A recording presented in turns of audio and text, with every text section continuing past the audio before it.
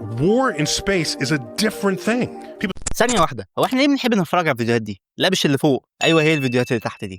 أول حاجة محتوى الفيديوهات، الفيديوهات دي حرفيا ما فيهاش أي محتوى، فيديوهات فاضية، هي كلها حركات متكررة وهادية بتحصل، ودي بتريح دماغك جدا، عقلك بيبدأ يفصل لأنه مش مطلوب منه يحلل أو يفكر حتى، كمان عقلك لما بيشوف الفيديوهات دي بيبدأ يفرز دوبامين، خصوصا لما الحاجة اللي بتتعمل في الفيديو دي توصل للآخر، زي إنك تشوف واحد خلص دور في لعبة أو خلص تنظيف سجادة، العقل بيبدأ يكافئ نفسه كأنه هو اللي عمل الحاجة دي. كمان عقلك بيحب الترتيب جدا، جزء من الفيديوهات دي بيبقى عباره عن حد بيرتب حاجه او بينظم حاجه، ودي عقلك لما بيشوفها بينبسط جدا. طب ما في حل اسهل بدل ما تتفرج على الفيديوهات دي؟ قوم روق دولابك، هتنبسط بالترتيب برضه وكل حاجه.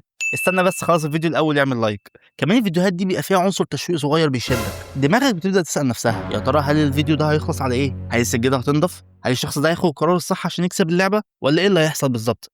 ده بيخليك مركز جدا من غير حتى ما تحس. الفيديوهات دي كمان فيها تأثير اسمه ال ASMR، اللي هي الصوت الهادية والحركات الناعمة والمتكررة الكتير دي بتعمل تأثير مهدئ على الجهاز العصبي، بتخلي دماغك يحس بالأمان والاسترخاء.